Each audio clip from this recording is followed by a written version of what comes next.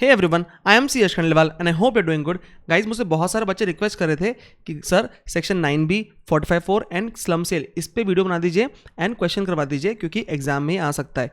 तो मैं ये वीडियो बना रहा हूँ, कम से कम टाइम में हम समझेंगे कि ये सब चीज़ें क्या होती है और इसके जो क्वेश्चन है आरटीपी में वो भी सॉल्व कर लेंगे और समझ जाएंगे। ठीक है, चलो चालू करते हैं। स्लम सेल मतलब क्या होता है? जब हम सेल करते हैं अंडरटेकिंग यूनिट डिवीजन का, मोर देन 3 ईयर्स हेल्ड किए तो लॉन्ग टर्म, नहीं तो शॉर्ट टर्म। फर्क ज़्यादा पड़ता नहीं है क्योंकि इसमें इंडेक्सेशन अलाउड नहीं रहता। अब यहाँ पे एक नई चीज़ आई है, पहले से जो चीज़ है कि कॉस्ट ऑफ एक्विजिशन नेटवर्थ लेते हैं अपन, वो पहले से सेम है। अभी नया जो आया है फुल वैल्यू ऑफ कंसिडरेशन, उसमें हम लेते हैं FMV1 और FMV2 which ever is higher. FMV1 और FMV2 which ever is higher. अब बेटा इसमें क्या करते हैं देख लेते हैं अपन। सर सबसे पहले अपन नेटवर्थ देखते हैं क्या होता है। तो सर नेटवर्थ में हम क्या करते हैं कि कॉस्ट ऑफ एक्विजिशन को नेटवर्थ मानते हैं, उसमें टोटल वैल्यू ऑफ एसेट्स लेते हैं। ठीक है, उसमें डेप्रिशिएबल एसेट की WDV लेते हैं, WDV एज पर income tax act. Section 35 AD के एसेट्स की नील लेते हैं वैल्यू, सेल्फ जनरेटेड गुडविल की वैल्यू नील लेते हैं एंड अदर एसेट्स की बुक वैल्यू लेते हैं। ठीक है, और book value of liabilities minus कर देते हैं।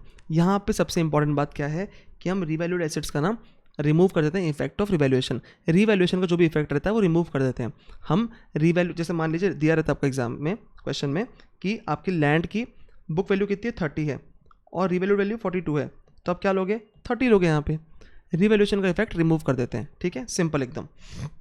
अब सर FMV1 और FMV2 क्या है सुन लो। देखो कोई भी बहुत बड़ी बात नहीं है, एकदम ईजी है, एकदम ईजी है। देखो FMV1 होता है A + B + C + D - L। ठीक है, तो सर यहाँ पे A + B + C + D क्या है सर? ये सब क्या है ये? देखो कोई दिक्कत नहीं है, एकदम ध्यान से सुनो। जो एसेट्स की वैल्यू बढ़ने वाली है उनकी बढ़ने वाली वैल्यू प्लस जिनकी नहीं बढ़ने वाली उनकी बुक वैल्यू। जो एसेट्स की वैल्यू बढ़ने वाली है उनकी बढ़ने वाली वैल्यू और जिनकी नहीं बढ़ने वाली उनकी बुक वैल्यू। मतलब क्या सर?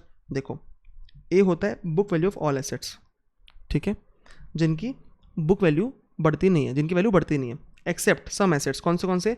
ज्वेलरी, आर्टिस्टिक वर्क, उनकी वैल्यू बढ़ती रहती है। शेयर सिक्योरिटीज़ वैल्यू बढ़ती रहती है और इमूवेबल प्रॉपर्टी बढ़ती रहती है। ठीक है, तो ज्वेलरी, आर्टिस्टिक वर्क में क्या लेंगे अपन? Open market value. Share securities में FMV और इमूवेबल प्रॉपर्टी में क्या लेंगे अपन? SDV। बस सिंपल है, कुछ नहीं कर रहे हैं अपन। जिन एसेट्स की वैल्यू बढ़ती नहीं है उनकी बुक वैल्यू और बाकी एसेट्स की क्या? ओपन मार्केट वैल्यू, FMV या फिर SDV। कितने टाइप के एसेट्स हैं जिनकी वैल्यू बढ़ती है? एक होता है jewellery, artistic work, share securities और तीसरा होता है इमूवेबल प्रॉपर्टी। ठीक है, अब आपको बता दूं अपना जो क्वेश्चन अपन जितने भी किए हैं अभी तक उसमें सिर्फ ये वाला दिया है, ये तो दिए ही नहीं अभी तक, ये दोनों अभी तक दिए ही नहीं है, सिर्फ ये दिया हुआ है। ठीक है, तो अपने को सिर्फ SDV लगाना पड़ता है इसमें और कुछ भी नहीं करना पड़ता। ठीक है, सब एसेट्स की बुक वैल्यू और इसकी SDV यही करना पड़ता है क्योंकि ये वाले क्वेश्चन में अभी तक पूछा ही नहीं है। पूछेगा भी तो अपने को पता है अब क्या करना है। बुक वैल्यू जो एसेट्स की है उसमें से अपन बाकी ऐड करेंगे क्या? ऐसे एसेट जिनकी वैल्यू बढ़ती है। कौन सी वैल्यू? FMV, OMV और SDV। FMV किसकी? शेयर सिक्योरिटीज़ की। OMV किसकी? ज्वेलरी, आर्टिस्टिक वर्क और SDV किसकी? Immovable property. ठीक है, -L book value of all liabilities. उसमें क्या क्या इंक्लूड नहीं करते अपन?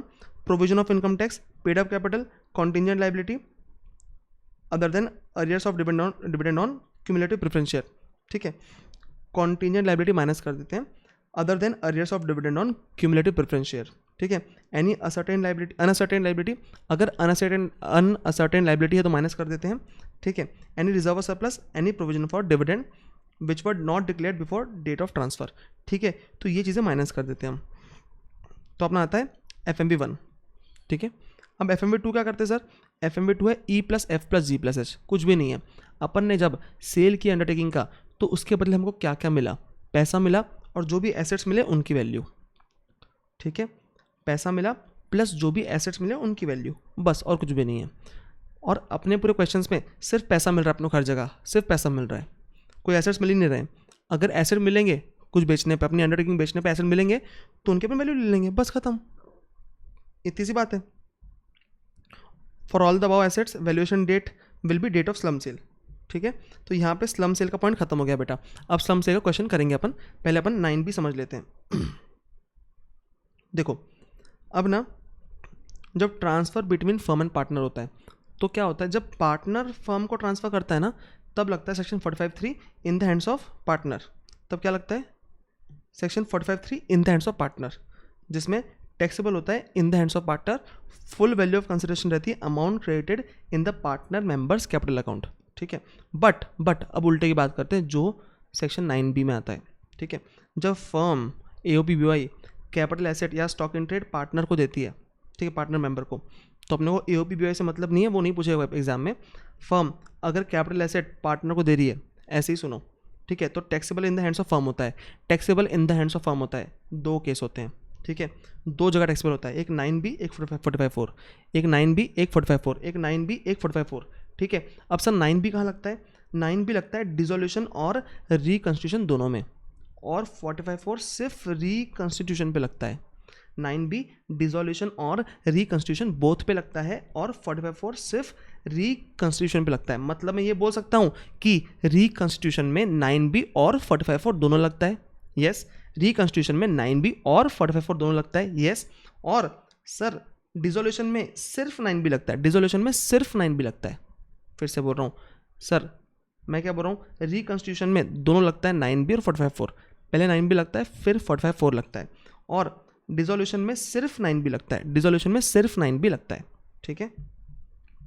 अब 9B में क्या होता है सर, जब भी फर्म कैपिटल एसेट्स या फिर स्टॉक इन ट्रेड डिस्ट्रीब्यूट करेगी तो फर्म के हाथ में उसकी इनकम होती मानी जाती है, फर्म के हाथ में उसकी इनकम मानी जाती है।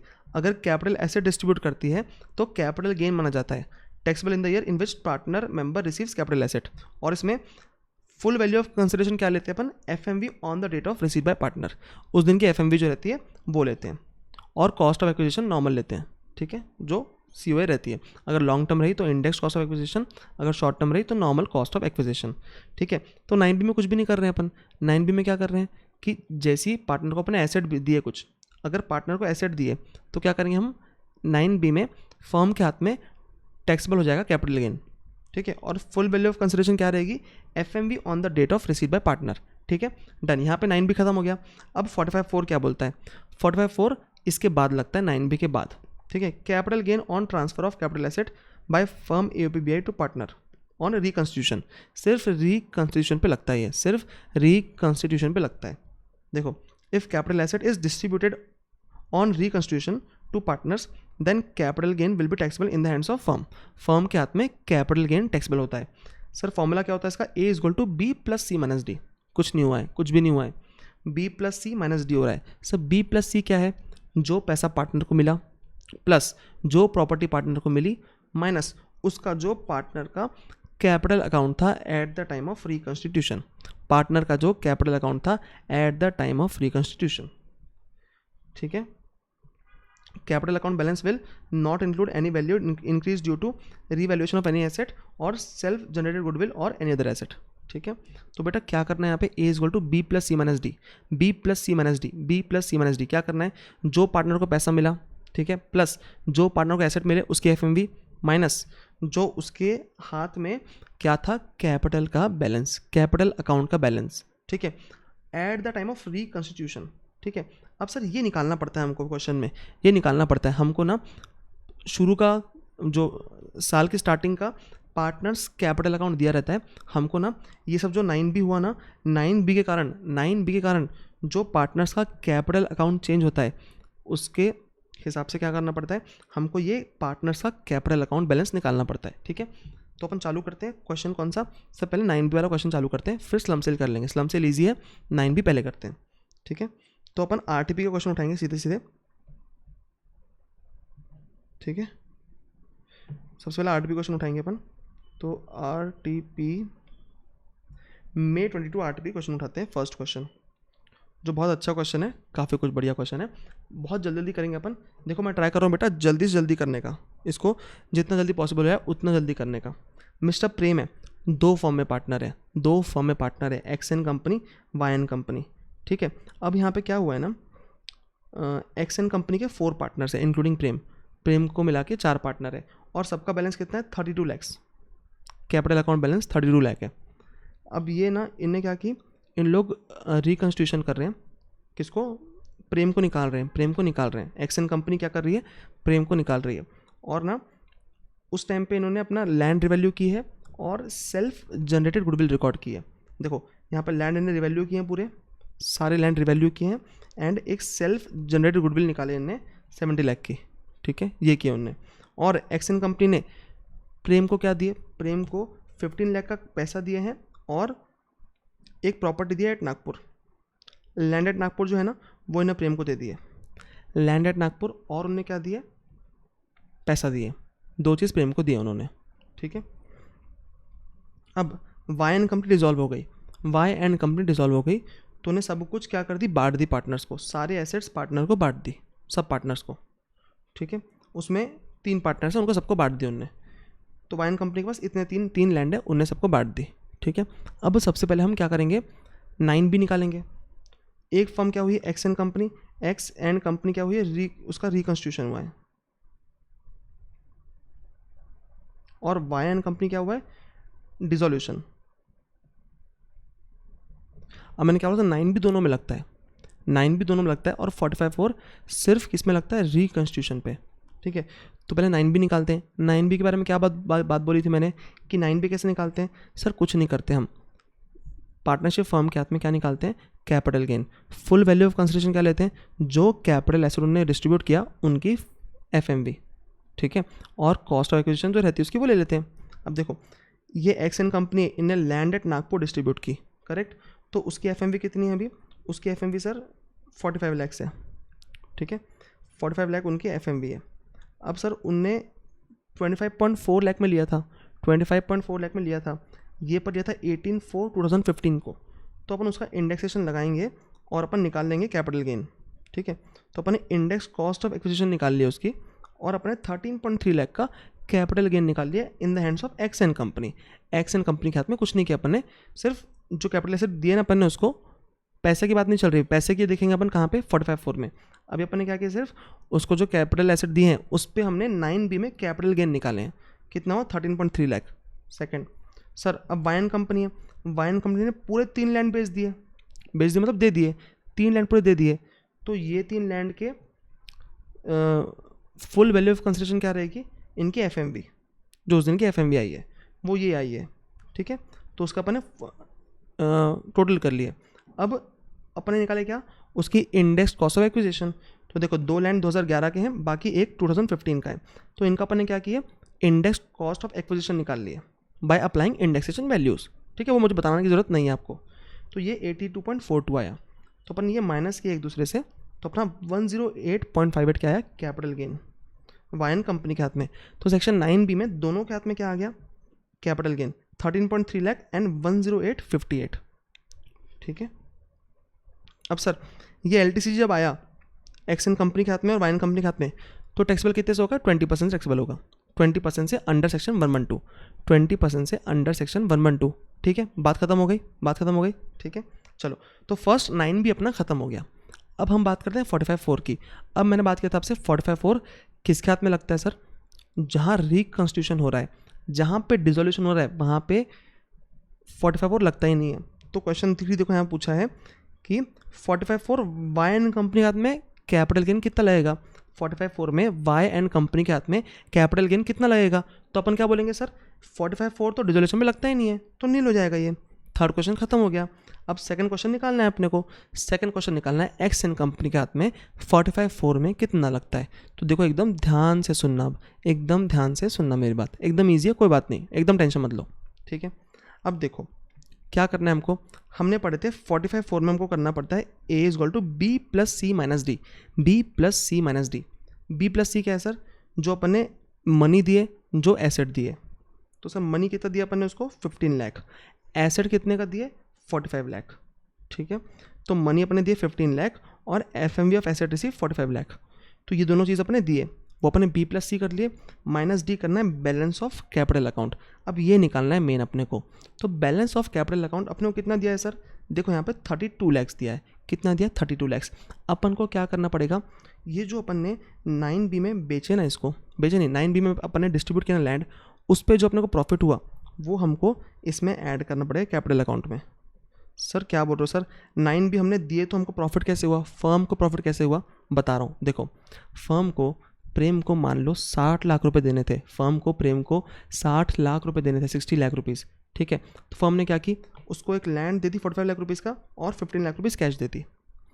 अब मुझे बताओ फर्म ने ये लैंड कितने में खरीदी थी, फर्म ने ये लैंड खरीदी 25.4 लाख में, पर फर्म ने ये जो प्रेम को कितने में चिपका दी, प्रेम को कितने में चिपकाई फर्म ने, प्रेम को चिपकाई ने 45 लाख में, ठीक है। तो फर्म को प्रॉफिट हुआ कि नहीं इस पे बेटा, फर्म को प्रॉफिट हुआ कि नहीं। जो लैंड फर्म ने 25 लाख में ली थी वो फर्म ने 45 लाख में चिपका दी।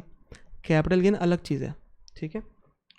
अपने बुक प्रॉफिट देखो, बुक में क्या हुआ, बुक में अपने लैंड कितना दिख रहा होगा, 25 लाख का, 25.4 लाख का। अपन को उसको लाइबिलिटी दिख रही होगी कितनी देने की है, 45 लाख, पर अपने कितने दिया उसको, अपने कितने दिया उसको, ये प्रॉपर्टी दे दी है 25.4 लाख की। मतलब ये अपनी छोटी 25 लाख की प्रॉपर्टी अपन ने महंगी में दे दी उसको, तो पूरी फर्म का फ़ायदा हुआ ये। तो 45 लाख की प्रॉपर्टी अपन 45 लाख की प्रॉपर्टी दी है उसको अपन ने 25.4 लाख की, तो 19.6 लाख का अपने को प्रॉफिट हुआ। पर अपन ने जब ये किए तो अपन को उसमें 9B में कैपिटल गेन लग गया, कितना देखो 13.3 लाख का कैपिटल गेन है, टैक्स कितना होगा उसमें 276,640।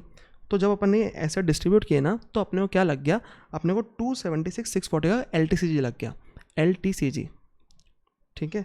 तो जब ये लगा हमको तो हमने क्या किया, टैक्स लग गया इतना, तो ये हम माइनस कर देंगे तो 1683,360 इतना अपने को प्रॉफिट हुआ है। वो लैंड अपन ने उसको चिपकाए, प्रेम को, लैंड अपन ने प्रेम को चिपकाए, उसमें अपने को इतना प्रॉफिट हुआ है। उसको अपन डिवाइड बाय 4 कर देंगे, सारे पार्टनर से बटेगा ये। अभी प्रेम पार्टनर है ना अभी भी, तो प्रेम भी तो बटेगा ये प्रॉफिट, ठीक है। ये तो फर्म का प्रॉफिट हुआ ना, तो 4 पार्टनर से बढ़ जाएगा 42840, सिंपल, ठीक है। 25 लाख का फ्लैट अपन ने, 25 लाख का लैंड उसको अपन ने 45 लाख में दे दिया, ठीक है। तो फर्म का प्रॉफिट हुआ पर उस पर टैक्स भी लग गया, तो नेट प्रॉफिट इतना हुआ अपने को।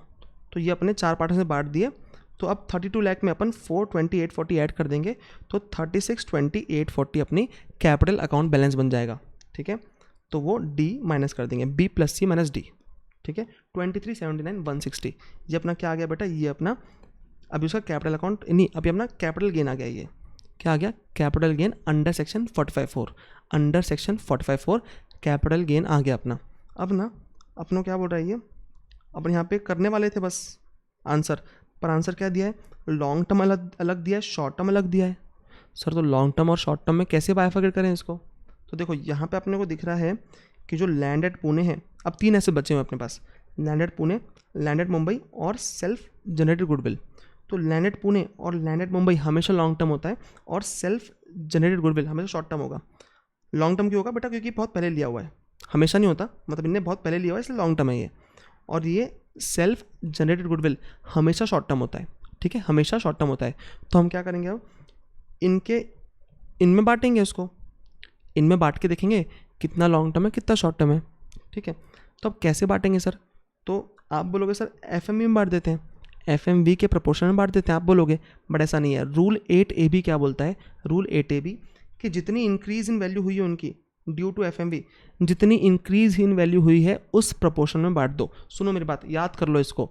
रूल 8AB क्या बोलता है, हम जब इनको लॉन्ग टर्म कैपिटल गेन और शॉर्ट टर्म कैपिटल गेन में बाइफरकेट करना है हमको, कैपिटल गेन कौन सा कैपिटल गेन, 45(4) का कैपिटल गेन जब हमको लॉन्ग टर्म कैपिटल गेन और शॉर्ट टर्म कैपिटल गेन में बाइफरकेट करना है, तो हम किस प्रोपोर्शनेट में करते हैं, किस प्रोपोर्शन में करते हैं, हम करते हैं जितनी वैल्यू बढ़ी ना उसके प्रोपोर्शन में। अब देखो लैंड एट पुणे की वैल्यू कितनी बढ़ी, 35 लाख, लैंड एट मुंबई की वैल्यू कितनी बढ़ी, 88 - 250 162 लाख, एंड गुडविल की 70 लाख सीधे बढ़ गई, 70 लाख, ठीक है। तो ये क्या हुआ, इंक्रीज ड्यू टू FMV। इस प्रपोर्शन में बांट दो किसको, कैपिटल गेन को। तो जो इसमें आएगा, किसमें, दोनों लैंड के पास आएगा वो होगा लॉन्ग टर्म, जो जाएगा गुडविल में, जो दोनों लैंड के पास आएगा ना वो होगा लॉन्ग टर्म, और जो गुडविल में जाएगा वो होगा शॉर्ट टर्म। तो यहाँ बांटे हैं अपन ने पुणे का लैंड, ठीक है, ये अपना टोटल कैपिटल गेन है, यहाँ से आया, ठीक है। पुणे के लैंड की 35 वैल्यू बढ़ी है, इंटू 35/267 ये आंसर आया। मुंबई लैंड पे 162/267 ये आंसर आया, एंड सेल्फ जनरेटेड गुडविल पे इंटू 70/267 ये आया। तो ये क्या हो गया, ये हो गया शॉर्ट टर्म और ये दोनों मिला के हो गया लॉन्ग टर्म। सिंपल सिंपल एकदम सिंपल। समझ में नहीं आया तो पीछे जाओ देख लो एक बार, ठीक है। तो ये शॉर्ट टर्म और लॉन्ग टर्म आ गया अपना अलग अलग, ठीक है। ख़त्म आंसर, ख़त्म। ठीक है। फोर्थ क्वेश्चन, अब ये क्या बोलता है ना कि सर हम जब एक्चुअली लैंड एट पुणे और लैंड एट मुंबई बेचेंगे, जब एक्चुअली हम लैंड एट पुणे और लैंड एट मुंबई बाद में बेचेंगे, तब उस पर लॉन्ग टर्म कैपिटल गेन्स जब निकालेंगे तो फुल वैल्यू ऑफ कंसिडरेशन में से कुछ माइनस करेंगे क्या? यस करेंगे। कौन सा वैल्यू? जो ऑलरेडी अपन कैपिटल गेन में चार्ज कर चुके हैं। कितना? देखो यहाँ पे ये चार्ज कर चुके हैं अपन, है ना, ये ऑलरेडी चार्ज कर चुके हैं। जो यहाँ पे आया 45 में जो आया, अपन ने बायफर्केट किए और ये चार्ज कर दिए landed Pune and landed Mumbai पे। तो वो ना अब जब उनको खुद को बेचेंगे पुणे और मुंबई का लैंड, तो वो वाला अमाउंट माइनस कर देंगे। ठीक है। अगर अपन self generated goodwill sale sold करते हैं आगे चल के, तो कुछ माइनस करेंगे उसमें से क्या? यस करेंगे। क्या? जो अपन ने उसमें पहले ही बायफर्केट कर दिया और टैक्स कर दिया है 623,750, जो अपन यहाँ पे निकाला था ना वैल्यू अभी ऊपर, वो माइनस कर देंगे फुल वैल्यू ऑफ कंसिडरेशन में से। ठीक है। अब बेटा इतना ही है ये क्वेश्चन। अगर समझ में आया तो बहुत अच्छी बात है, नहीं समझ में आया तो इसको क्वेश्चन को याद कर लो। मैं क्वेश्चन का आपको ये जो मैंने बनाया हो ना, ये आपको अभी मैं टेलीग्राम चैनल पे शीट डाल रहा हूँ एक। ठीक है। उसमें स्लम सेल 45B 45 और 9B और इसके क्वेश्चंस जो 2 क्वेश्चंस हैं, वो दोनों क्वेश्चन साथ में डाल रहा हूँ एक शीट में, तो आप वो रेफ़र कर सकते हो। ठीक है। अब सर स्लम सेल क्वेश्चन कर लेते हैं जल्दी से। तो स्लम सेल में देखो क्या हुआ है। स्लम सेल बहुत इजी क्वेश्चन है और ऐसा ही क्वेश्चन बार बार आ रहा है स्लम सेल का। ठीक है। बेटा लिमिटेड है, उसने अपनी यूनिट ओमेगा डेल्टा लिमिटेड को बेच दी। ठीक है। यूनिट ओमेगा डेल्टा लिमिटेड को बेच दी। ठीक है। तो अब क्या हुआ देखो, इन्फ्लेशन इंडेक्स दिया है, कोई काम का नहीं है। क्यों? क्योंकि अपने को इंडेक्सेशन होता नहीं स्लम सेल में। अब सर लमसम कंसिडरेशन जो मिला है वो 600 लाख मिला है। अब यहाँ पे कुछ और बात लिखी है क्या? लमसम कंसिडरेशन के साथ कुछ और मिला है क्या? नहीं मिला है। तो ये अपना FMV2 सीधे आ गया, क्योंकि FMV2 में हम क्या निकालते हैं? जो पैसा मिला प्लस कुछ एसेट मिले तो वो, तो FMV2 सीधे सीधे आ गया। और सारे क्वेश्चन में ऐसा ही पूछ रहा है अभी तक, जितने क्वेश्चन अपने को इंस्टीट्यूट ने दिया है उतने में। ठीक है। अब fixed asset of unit Omega includes land which was purchase at 30 lakh rupees, 30 lakh की बुक वैल्यू थी उसकी, बट रीवैल्यू हो गया 45 लाख पे, और स्टैम्प ड्यूटी वैल्यू है 42 लाख की। यहाँ ध्यान रखना, अब रीवैल्यूएशन का जो अपन वो है वो हटाएंगे, तो अपन जब नेट वर्थ कैलकुलेट करेंगे तो लैंड की बुक वैल्यू 30 लाख लेंगे। ठीक है। और जो अपन जब FMV1 निकालेंगे, FMV1, तो उस टाइम पे लैंड की क्या लेंगे अपन? उस टाइम पे SDV लेंगे लैंड की। क्यों? अपन FMV1 में क्या लेते हैं? जो एसेट्स की वैल्यू बढ़ती है उसकी बढ़ने वाली वैल्यू, और जो नहीं बढ़ती उनकी बुक वैल्यू। ठीक है। तो यहाँ पे अपन जब FMV1 निकालेंगे तो 42 लाख लैंड की SDV लेंगे। ठीक है। अब अदर फिक्स एसेट में मशीनरी दिख रही है। ठीक है। तो मशीनरी की 2 वैल्यू दी है, एक दी है बुक वैल्यू और एक दी है WDV एज पर इनकम टैक्स एक्ट। तो बेटा मशीनरी की वैल्यू बढ़ती है क्या? नहीं बढ़ती। तो हम FMV1 में उसकी बुक वैल्यू लेते हैं, जो 230 लाख की बुक वैल्यू है ना वो लेते हैं काहे में? FMV1 में। बट नेट वर्थ कैलकुलेट करते टाइम हम उसकी WDV एज पर इनकम टैक्स एक्ट लेते हैं। यही 2 एडजस्टमेंट है जो पूरे क्वेश्चन में है और कुछ भी नहीं है। यही पूरे 2 एडजस्टमेंट है। पहला एडजस्टमेंट क्या कि लैंड का अपने को रिवैल्यूएशन वैल्यू दी है, रिवैल्यूड वैल्यू दी है, तो रिवैल्यूएशन का इफेक्ट हटाते हैं अपन, और 30 लाख काय में लेते हैं सर? नेटवर्थ में, कॉस्ट ऑफ एक्विजिशन निकालने के लिए, और 42 लाख लेते हैं SDV FMV1 निकालने के लिए। दूसरी बात, मशीनरी प्लांट एंड मशीनरी की बुक वैल्यू दी है और WDV दी है, तो हम FMV1 में क्या लेते हैं? Book value. और सर हम जब नेट कंसिडरेशन निकालते हैं, नहीं नेटवर्थ निकालते हैं, net worth cost of acquisition net worth निकालते हैं, तब लेते हैं हम क्या? WDV एज पर इनकम टैक्स एक्ट। ठीक है बेटा, 2 ही चीज़ है इसमें और कुछ भी नहीं। आंसर देखें, देखो पहला क्वेश्चन है, अब यहाँ पे अपन FMV1 निकाल रहे हैं। ठीक है। तो FMV1 में क्या लिया अपन? लैंड की SDV ली है, मशीनरी की बुक वैल्यू ली है, WDV नहीं लिए, बुक वैल्यू ली है जो दी रहती है बुक्स में। ठीक है 230, और डेटर्स तो वैसी बुक वैल्यू नॉर्मल। लाइबिलिटी सिर्फ ट्रेड क्रेडिट्स लेते हैं, बाकी कुछ नहीं लेंगे, कैपिटल फंड वगैरह नहीं लेंगे, लाइबिलिटी वैसे का वैसे ले लिए। ठीक है। अब ये FMV1 आ गया, FMV2 क्या है? जो पैसा मिला वो, बस खत्म। तो FMV1 और FMV2 whichever is higher, done. अब देखो सेकंड, नेटवर्थ निकालते time net worth non depreciable assets की बुक वैल्यू लेते हैं, रीवैल्यूएशन का जो है वो इग्नोर करेंगे, सिर्फ 30 लेंगे, ठीक है, डेटर्स की 400। अब sir plant and machinery depreciable asset की WDV एज पर इनकम टैक्स एक्ट लेंगे एज पर 436 155।